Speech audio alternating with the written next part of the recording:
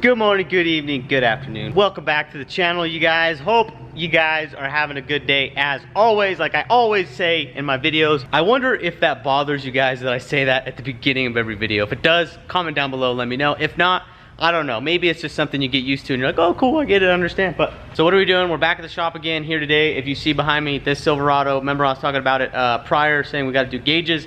Well, that's what we're doing on it now. So I'm gonna show you a quick little rundown. I'm not gonna spend too much time on it. Just wanna show you guys again what I'm doing because I'm kind of in the process of this and I can show you, you know, what I've done and where I'm gonna go and what we need to do. So let's check that out. So if you look here, guys, we got our wire here. I'm running out. This is a new cutout style from Armageddon that they are developing and is going to be on this. This is going to be the second or the technically first Armageddon production vehicle with it, so it's a pretty cool setup. Can't show you guys all the details on it just because I don't want to put anybody out there, but that is the grommet that we got our wire going to, and this is a way simpler setup to wire because it uses a solenoid just like, see, this is a Mac, if you guys can see, that's actual Mac solenoid.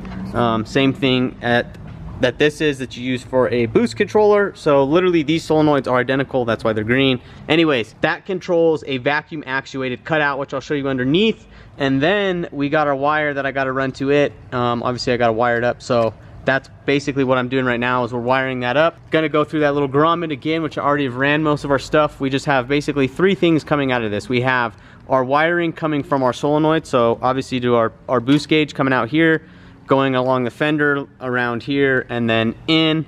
Same thing, we're gonna have this red wire connected to one side of this, the other side of this is gonna be grounded, and then so obviously this is gonna get chopped, connected to that, go inside the firewall, and that is going to be our switch for that. I guess technically maybe it's four things, but we got our boost line running in, and then our AEM wideband gauge going in through that grommet right there again. So I'll show you what we got going on the inside. We got a broken truck. Look at this broken floppy. Blah, blah, blah, blah, blah, blah. No, but I'm just kidding, guys. So we got our switch wired up. Right here you can see I got the new switch instead of having the switch like I had last time, which was basically down there on the right hand side. They wanted me to put and this is a new style switch too, but they wanted me to put it up here, so I did that for them. So obviously we got our switch mounted, and it's just gonna be a little clip on, clip off. I'll show you guys when it's all done and wired. Some simple wiring here coming out and going to, these are coming from the switch. So we obviously have our power going into the switch, our ground to the switch, and then we're gonna have our third wire coming out, which is gonna be our switched on power going to feed that solenoid. So this stuff's pretty simple. Again, we got our wires coming down here. This is gonna go to our switch that I was just showing you guys. This is gonna be our switched wire going out. Then we got our boost line and our AEM. You can see here, way down here is the connection that goes to the back of the gauge. That's why I have all this stuff off. You need this off in order to get this pillar pod off. So enough jibber jabbering, you guys. We're gonna get on it. I'm gonna film it. If you want to watch it, watch it. If you don't, you don't. But we're just gonna basically, you know, you can watch me complete the rest of this. I'm not gonna do a bunch of crazy camera angles. I'm trying to think. I may borrow Dave's tripod if it's still here. I don't know if he took it. He might have taken it, but I only have my little tiny itty bitty thing here. Dang it, I think he did take it, which is kind of a bummer because I wanted to be able to use it. Actually, no, there is a tripod over here. Cool. So I'm gonna use this tripod. You guys are lucky. I got it. All right, guys. I know the angle's not perfect. I don't have a lot to work with as far as angle's concerned.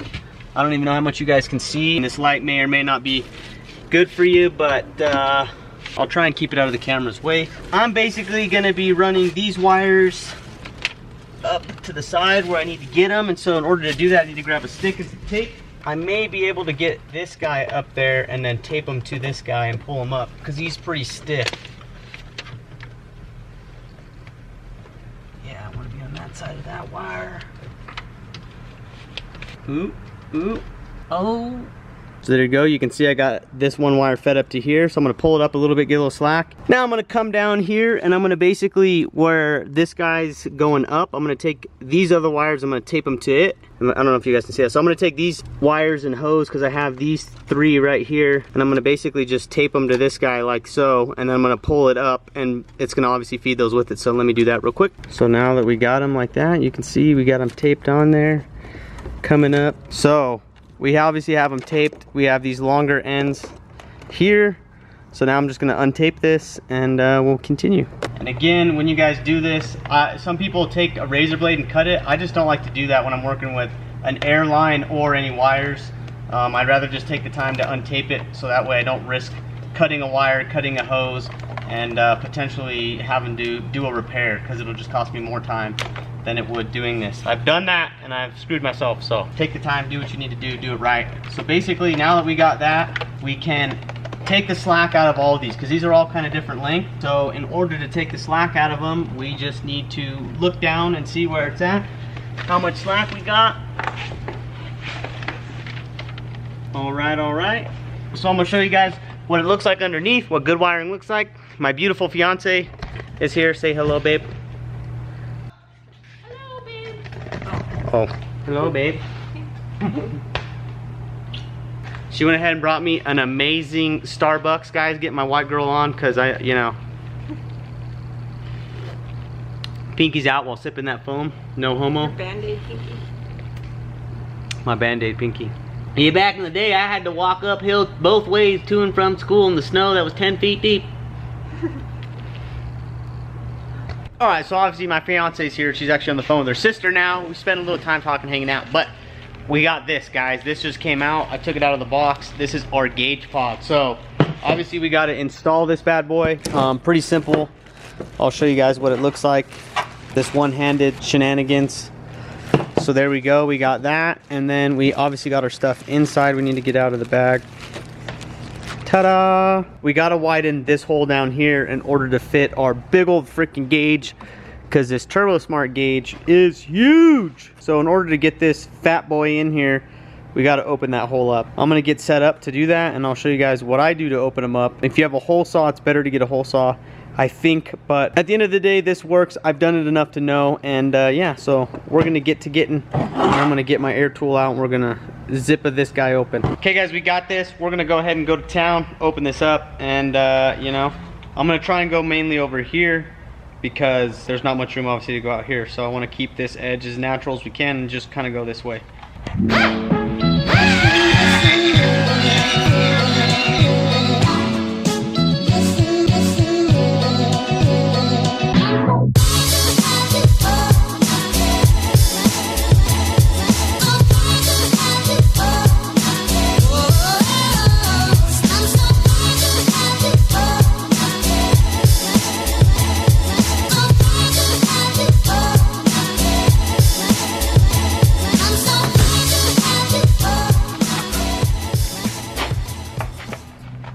Oh boy, oh.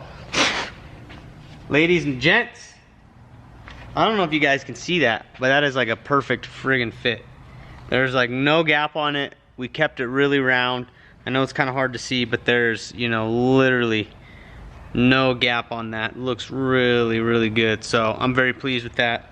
Even, you know, it's hard to see, but on the inside, this inside gap there, definitely looks pretty good. So I'm freaking pleased as can be. Nice and snug. So here we go, guys. That's how to get your Eboost2 to fit in one of these gauge pods. If you don't have it, you could see, take your time, go slow, try and keep it round, and work your way this way. Obviously I took a little bit out of here, but it looks good when you don't take too much, so that way it has kind of a flush looking edge right here. It almost looks like it's, you know, got that perfect little, you know, flushness to it. So very pleased with that.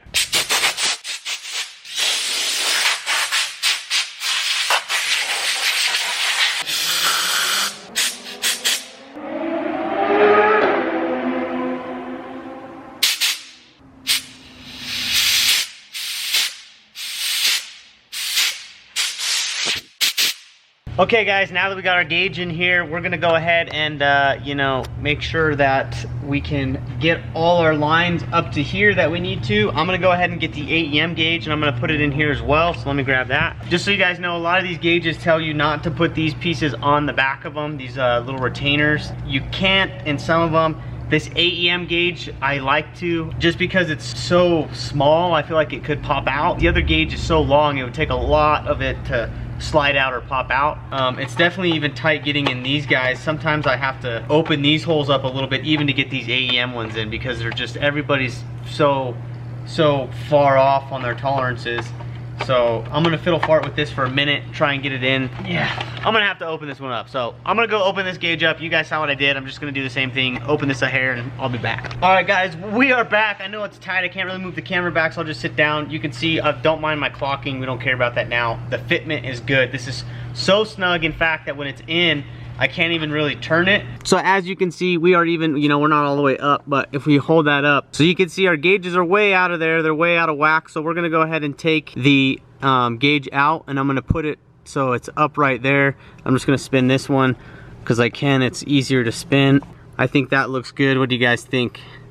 And then I'll pop the AEM out and we'll get it straightened around. Okay, so there you guys go. You can see they look good. They're both in a nice orientation and they match. That's what you want. You want to make sure the two gauges match and like how they're oriented, otherwise it'll look really stupid.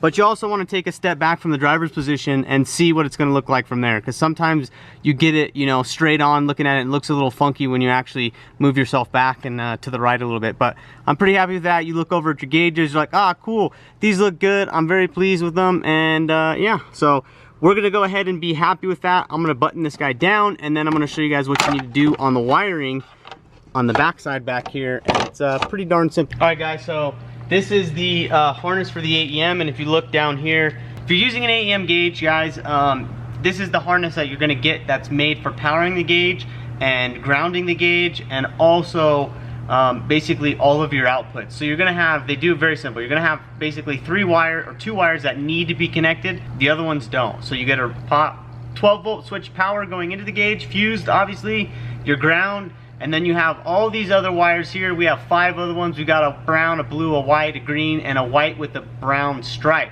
So if you look at the AEM software, they'll tell you, or software, if you look at the AEM instructions, they'll tell you what they are. Usually white on AEM stuff is their 0 to 5 volt output, which means if you were going to feed a, you know, we're Cobra guys and I have my SCTX4, this is the wire that I would feed into my fire wire going into my SCTX4. And the reason that is because it is a 0 to 5 volt output. So we're gonna feed that 0 to 5 volt output into the X4, and then in the X4 we can set up a custom calculation or look on AEM's instructions, and they'll tell you what the equation is to get a actual AFR reading from this voltage. You know, these other ones are just random outputs, inputs, things like that. So the only ones that you really are ever gonna need is the red and black to power and ground the actual gauge, and then if you're gonna run it to something to see the AFR and an ECM, you know, some other data logging device, this white wire is the one you're gonna need. So we're gonna go ahead and connect this, and then I'll show you guys what we're gonna do after that. Obviously you guys can see it's a little tight in here. We get more than we need lengthwise. So what I like to do is always kind of run it to where our gauge is going to be. So I think about roughly there, and I'm going to have extra, so that way when I have my gauge connected, and you'll see me, I'll go and I'll show you guys in the back, this obviously is going to go to this bigger connector up top, and I'm going to go ahead and connect it right now. Boom, it's plugged in. And then I'm going to do the same. I'm going to grab our other wire that we had, which is our super long wire that was coming up from our AEM, and I'm going to run it up and plug it into the back. I'm going to take care of all this slack here in a minute. I'm going to show you guys how I do that, but again, I'm just coming to the back of the gauge, plugging it in just like that. I mean, I don't know if you guys could see, but you literally just plug them right back in the back of the gauge right there. They clip right in. Then from there we're going to run these wires down here. I want them to be hidden and out of the way, which is nice. And I like to have it to where, you know, if this is off, we have room to move it. So I basically leave this off like that, just like, you know, set it over there, and I'm gonna leave that much slack in order to be able to remove this later in case we have to service it. Now, plenty of people that would take this, put it on, run the wires through the gauge, then take your gauge out and, you know, try and connect them and stick it back in. The one downside to doing that, in my opinion, is your wire length is kind of weird, and also it's very difficult and tedious to kind of run your wires and then shove your gauge back into it. I just don't like that. I don't think that's, I don't know, to each their own. Everybody has their own way. I like to do it like this, and I'll get all these wires ran, and I'll actually mount this whole piece up here, and then you'll see me go in and straighten the wiring and do what I need to do with the wiring from there.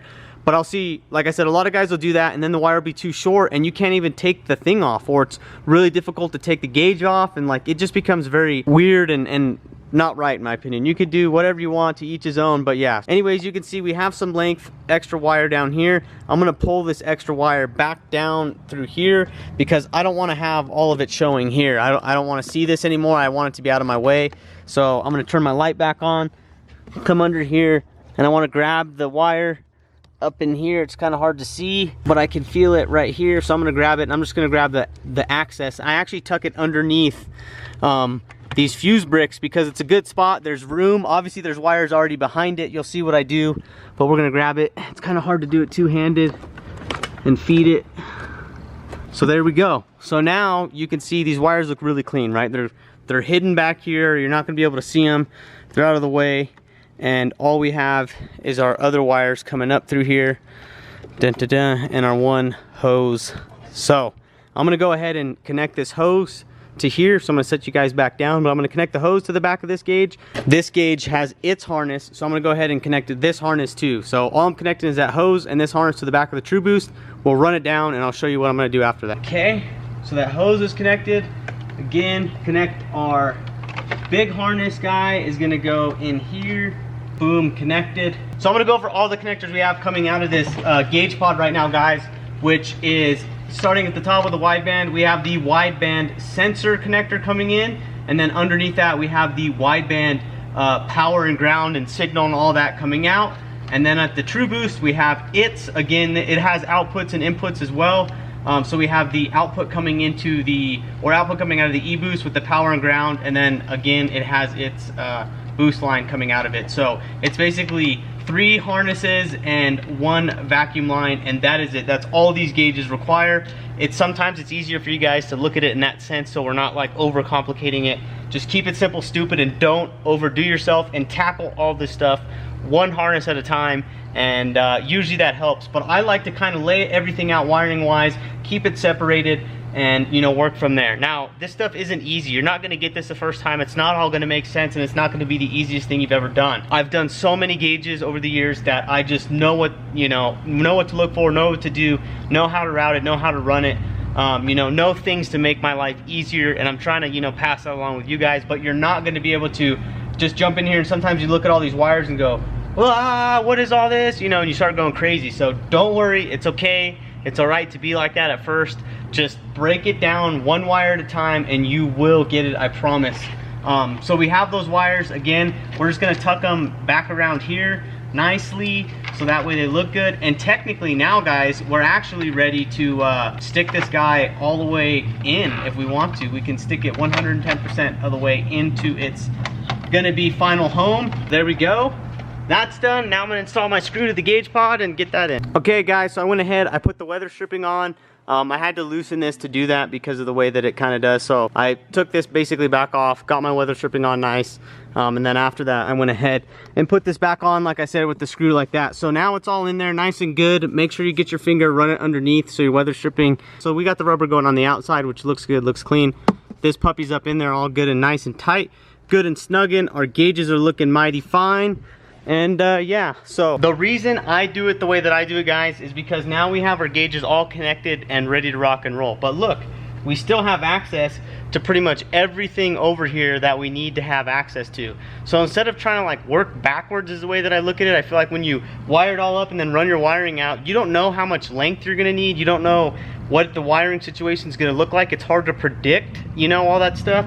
So I like to basically assemble the gauges like that, get all the wiring ran to the spots where it needs to be, and then when it's there, what I'm gonna go ahead and do is adjust all my lengths, cut my wires to length and blah blah blah. But I always make sure I leave about 6 to 8 inches here. That way when I pull it off, I have 6 to 8 inches to be able to yank my gauge out without worrying about snagging or pulling something out, you know what I mean, or breaking a wire. So I don't know how long this video is gonna be, but I'm trying to keep it as sweet and simple and to the point while still giving you guys good information and showing you guys how to do a gauge set properly, because I see so many poorly wired, poorly set up, poorly tucked, just the wiring's like god awful with how they left all the excess. It just looks like crap. So this is the easiest, I'm telling you guys, the easiest way to keep it clean and organized and not worry about, having somebody go through and be like, dang, who wired this thing later on? It looks like crap, or, actually impress some people. So we're gonna be finishing up this. All I have to do now is I gotta wire the switch that I put on this for the cutouts on there and finish the connections over here for this, and then that's pretty much it, guys. So I'm gonna get on to working on this. Obviously I'm gonna record it and let you guys watch, but I'm probably not gonna do a ton of talking. All we have left to do is basically wire these. These are my 2 wires going over here, if you guys didn't know, that are coming from my switch. This is my cutout switch that I mounted there. So these are the power and ground. I just have to give them power and ground, and the reason I do this is I like to wrap stuff around it just to keep it out of the way. So it's hanging out over there. I know what that's for. It's out of my way. Stay over there. Ooh, I forgot. I have to connect this to this guy, but it's not a big deal. Again, we have hanging down here is our AEM, and I know it's the AEM because of the wiring, or actually this is our True Boost because of the wiring. I know this is the AEM because of how I was showing you guys earlier in the colors of the wires. Yeah, so all I have left to do, guys, is do our power and ground on our AEM, and you can see I got our AEM set here, and I have our other True Boost set, so they both come with these ends, but you can see we got way too much length. So we're gonna go ahead and take them. I'm gonna route them the way that I want it, and basically I can keep it pretty clean in here without doing too much just by tucking it back in here. And then if you'll see, I'm gonna loop these two down here, and they're gonna loop around and come up into this fuse brick right here. So this, all this right here is gonna be the 6 to 8 inches that we need. So if somebody needs to pull the gauges up and out, they can literally just pop this panel off and, you know, do that. Or even if they pull, this wire will just pull up alongside and be able to go up and get up out of the way. So I'll show you guys how I'm gonna do that, but let me jump onto that. You'll see me cut both of these to length and do that. And I also have a cool technique I like to do for the grounds on these specific trucks. So if you're doing a twin turbo Silverado and you buy this gauge set from Armageddon and you don't have it installed by Armageddon, you want to do it yourself, I'll show you how to do that. All right, guys, if you look here, I got my wires, like I said, ran down here and looped, so I know where they're at. So I'm gonna go ahead and just cut them right there. So let me grab my cutters. We're just gonna cut all that off. So we get all that, see you laters, that crap's out of here. Now we can take them back out of here, and we're gonna run a razor down the side and get at these wires. And if you put it in and run with the wire, you're very unlikely to cut a wire because your razor blade will just go between it. Makes it very easy. You're not gonna like cut your wire. So that's something that I've just learned over the years. Always cut away from yourself. Don't be an idiot like me cutting towards my knee. By looking at this wire color right here, I know whose wires these are. If you don't, just take your time, mark them, figure out whose they are, and then kind of go from there. So this is my AEM. I can tell because of the writing on the side of it. And then this one over here is my True Boost. So again, the same. Cut down the side of it, get at my wires. And AEM's wires are actually bigger if you look at them, I think. They're like a 18 instead of a 20, I think, in the gauge size. So what I like to do as well, guys, is I'll take these two reds and I'll put them together and run them like that. And then they're gonna go to one key on power to power both the gauges, and they'll be on their own circuit. And then for the switch for the cutouts, I'm gonna power them to another one and they'll be on their own circuit. The gauges don't draw much, so it's okay to have them on one circuit. Don't worry about it. They'll never draw crazy amounts of power. The most with both of these working full together is maybe like 7 amps. So it's not a big deal. The heater draws, I think, 3 to 4 amps when the O2 sensor's heating, and then the solenoid actuating probably draws 2 amps. So you're really looking at, you know, like 5 to 6 amps, but it will never draw more than 8. I just put a red 10 amp fuse and call it a day, and I've never had one blow. So after that, I want to get this done and kind of set up, and then I'm going to show you how we finish the rest of that. So we got our Bussmann ATR add a circuit. If you guys don't know what these are, this allows you to add a circuit to a fuse. So you pull a factory fuse out. It has 2 slots in it, and I'll show you that. So this guy has those 2 slots. You can see one there and one there. Those are 2 slots that are going to give you a power for your circuit. So if you look at the way that these are set up, they're gonna have power coming in one side, gonna go up through into the first fuse, through the first fuse, out of the first fuse, back to the circuit needs to power. This side's gonna come up, power into it through its fuse, and then out its fuse to go power the circuit it needs to power. Very simple, they're very easy, but you gotta make sure that your hot side on your fuse panel is going on this side, the opposite side of where your power is going to. Because if you set it up wrong, you will see power will come in here, go into this fuse, through this fuse, up this rail, into this fuse to then power that. So you're gonna have all your power to power both your circuits going through one fuse if you do not do it right. So you have to make sure you set this up right. Very easy mistake to make. Again, very easy to fix it if you did make it. Just basically pull it out, flip it, put it back in if you made the mistake. So let's jump into it. Okay guys, I got a really zoom shot. Hopefully I don't kick the tripod.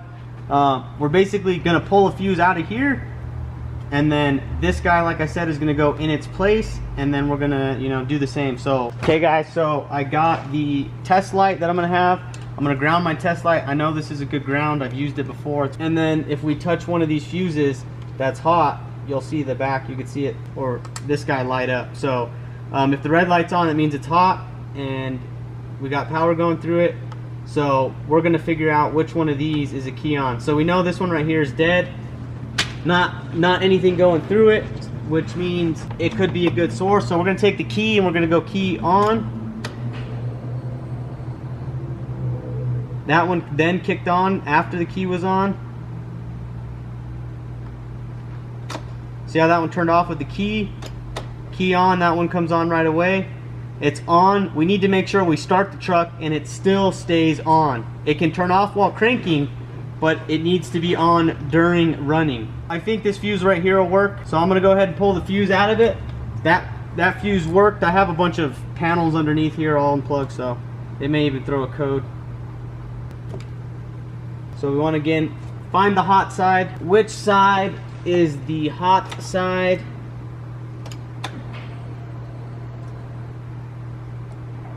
So that's our hot side. You guys can see we got hot, nothing over here.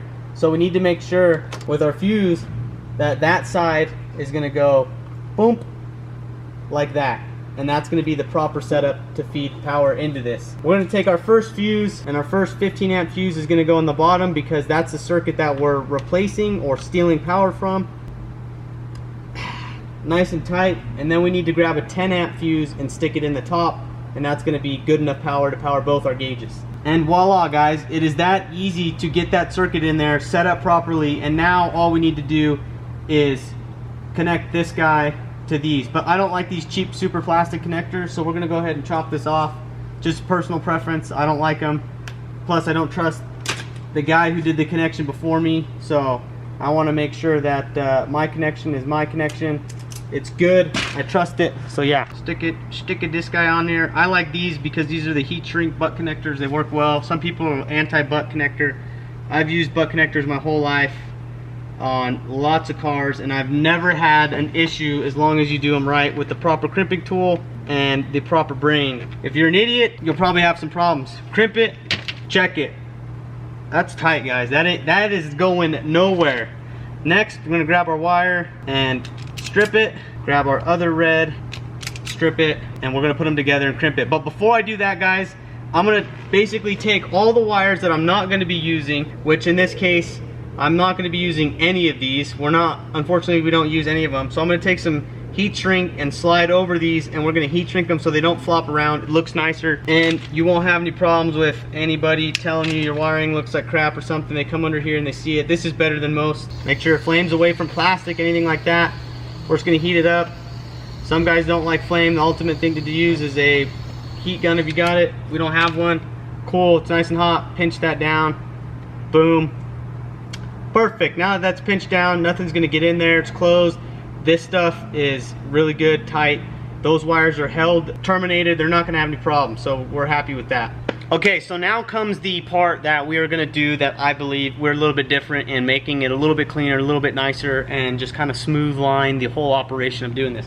We're gonna take our connection here, and I'm gonna be grounding it on the back side. There's a bolt back here where I'm gonna put an eyelet and we're gonna ground it. So instead of taking a ground wire from here and running it back down the same way all the way back over here, I'm gonna set this wire to where I know where it needs to be, and I'll show you guys again. So we're gonna take this wire, basically set it where we want it to be, basically acting like these wires are connected, and then from there I'm gonna see where it's gonna be is right here on this loom. So I'm gonna actually put my finger on it, and we're gonna take our razor blade and we're gonna make a little slit in this loom right here. Again, go with the wires, not against the wires for your slit. So if you get in there, you don't grab a wire and cut it all up, your blade will just kind of go between it. Now that we've made that slit, we want to find our black wire, which luckily is right there on the top. There we go. Now I'm gonna pull the black wire, make sure it's it, okay? Pull it out. And the reason we do that is now we're gonna be able to run our wire straight from here right over to there, bam, and it's gonna look nice and good. But again, We can't run it super tight, super clean. We got to put a little bit of a loop in it, so that way when these guys want to pull these gauges up and out, they have the length to do so. And again, I'm going to leave that wire just like that. I'm going to do the same thing for this guy, put him where I want him. Okay, he looks good here. He's right here. We're going to go to that guy right there. Right? Bam, bam. So I'm going to grab him, put my finger on that, know right where it is. Again, make a slit, peel it open, find your wire, get something to help you get your wire out if you need to, grab it, pull it with your finger, and bam, stick it back in there like your other one. You know, you could even compare it, put it next to it, see, hey, how long is that guy? Okay, I'm gonna do the same length as that guy next to him, so that way, boom, they're done. And then, little Chad's secret, strip that wire. Now we're gonna be able to take both of these grounds, put them together, and make one single loop connector and be done with this. Okay guys, so one thing that I don't like is using these, let me get the camera to focus, but I like these ring connectors. I don't like this plastic. I'm just personal preference, never been a fan of it. So I'll actually grab some needle nose and spin it and you know, work it till we get this cheap piece of plastic off of it, and then we have just our connector. And you'll see it's actually, you know, two pieces coming together and touching kind of like this. If you look at this up close, it's just, you know, like that. So what we want to do is use our crimpers where we push one side down and then fold the other side over it like that, if you saw with my fingers. So instead of trying to like crimp them down, they like to touch and kind of turn out and spread out like right here and here. And so instead of doing that, we'll take one side and we'll fold one side down nice and tight and then fold the other one over it, and it'll be a really good connection. We won't be fighting it. And I also went ahead and put my shrink wrap on this. I don't know if you guys can see. I'll zoom in a little bit again. So I went ahead, I got heat shrink wrap on that. Got my metal connector, and then I'm gonna use the bare wire pincherino. And if you watch, I'll basically grab one side of this, line it up right, crimp it, boom. So that first one's got a nice, good crimp on this. It's all about the angle of the dangle, if you know what I mean. And we got it nice and tight, not coming apart. And then you can see that one is really nice and flat on it. We're gonna take this top part and fold it over just as an added layer. Get your other one, get your angle of the dangle, correct areno. Sometimes it's easier to get it in and get it started just to kind of like get it to roll just a hair with the other side. And then once your angle's right, you can just put it in there, pinch it, boom, and it starts rolling over really nice, and you get this really good, really solid, beautiful connection. Now that guy's not coming undone anytime soon. It's gonna look good. Oh darn it, but our heat shrink, that's what that sound was. Our heat shrink fell off, boys. Son of a gun. We did it perfect, and of course our heat shrink fell off. So I'm gonna go ahead and cut this off, and I'm gonna redo it, and yeah. Okay guys, so I redid it, got our shrink wrap back on it, and just slide it over. I like to always slide it up till it's like nice and tight, kind of around there, because when this shrink wrap starts to shrink, it'll actually pull back some. So get it, hold it with your finger first, fire your torch up, get it to start shrinking, and then once it starts shrinking, it'll stay, and you can just finish it off the rest of the way. Beautiful. So there you go. Now you have a very clean, very good looking terminal end, and no one's gonna tell you that your wiring looks like crap. And we know that this connection in here is solid because it's both those pieces are folded over, one on top of each other, and they are gonna hold really well, really strong, and you know, it's gonna be a great connection. So now all we gotta do, guys, is move our wires out of the way so we can see this. We're gonna unbolt this, and we're gonna go ahead and get this guy bolted on there, and our ground side of this is done. So let's go ahead and do that. So there you guys go. You can totally see it's a good looking connection. The wire is down there. It's coming obviously straight up to there, and then it loops right there. Beautiful, looking good. We have a good loop like I wanted to. And now we can take these wires and basically tuck them in there and have them, and make sure you get this wire back behind the rubber there, so you know nothing gets pinched here. Obviously we're gonna have a cover over this anyways, but I like to make sure that nothing could possibly get pinched by a door on accident. And yeah, now that that's done, I have one more add-a circuit I need to do to obviously power the cutouts. So we will find one more thing in here and just follow the same steps. So the only thing I have left to do, guys, is connect the 2 power wires from our 2 gauges. So I'm going to run the 2 reds together just like I did the grounds. Both reds are going to go together and be connected to this, which is our out of circuit. And then I'm going to connect, we have 1 more wire to connect this dude right here, which is going to our solenoid. And so yeah, so we literally only have a couple connections left, and we're going to be done with wiring these gauges. Can be a little tedious, I know, but if you guys just work it a little bit at a time, you'll be very pleased at the end. And when you see this all said and done, you guys are going to like the way it looks. It's going to be way cleaner than 90% of the people's gauges you'll see, guaranteed. And you're going to have a very easily accessible, diagnosable, reusable type setup for any gauges later on down the road. And you're not going to have any stupid problem. You're going to love it. I guarantee it. So again, out of the same slit that my ground's coming out, I'm grabbing my brown and my gray, and I'm going to pull it up and out of here. It's kind of hard to do one-handed, but we're getting it here. So we're just going to literally pull these 2 wires up and out of this guy, and then these 2 wires are the wires that are going to go to our solenoid wires coming out of the grommet from the inside here. So that's what these 2 wires are. If you guys remember, these are coming from out of the vehicle. So we just got to connect them, and they don't, polarity does not matter on this. It is just a solenoid operation. So we can connect the brown to one side and the gray to the other. Either way, it doesn't matter. That's what polarity is, whether the positive and negative matter on which side they go on a electrical solenoid. It does not care, because once power flows through it, it'll open. So if it flows from the left side to the right side, or the right side to the left side, it does not care. So I'm gonna go ahead and do these connections. Very simple, guys. I'm gonna run this again with a little bit of a loop in it, just so we have a little bit of extra if it has to be pulled up. And that'll be that. Alrighty, guys, we got our butt connectors on. They're a little curvy, but that's okay. Sometimes they bend, but they're still in really good shape, and they definitely are good. They're hot, they're cooling down, but that is done. So now, again, the last couple things we have to do is this red wire's got to go over here to our gauge, and then this red wire and this black wire. This black wire needs its own ground, which I'm going to run down and ground to over there, or maybe I'll run it up top and ground to over there. And then I'm going to do the same for the power. It's going to get its own circuit, and it's going to run down and go into here somewhere. So we should be good with that. So I'm going to go ahead and basically finish these last couple connections. I'll show you where they go. I don't want to waste too much of your guys' time. Basically, other than that, guys, we're pretty much done. You'll see I'll make these 2 red connections, connect them to there. That'll handle that. And then after this connection's done, we have 3 more connections, and this truck will be done as far as wiring, except for going to the outside out here, which I don't know if I'm doing yet or if Dave wants to complete it, but I'm gonna do a connection here and then a ground, right? Because we're gonna connect one ear of this solenoid to this red wire, and then the other ear of this solenoid is gonna get grounded and go up over here. There's a ground lug. I think it's right there. Oh, here. There, this ground strap right here. So all right, you guys, here's where the wiring is tucked.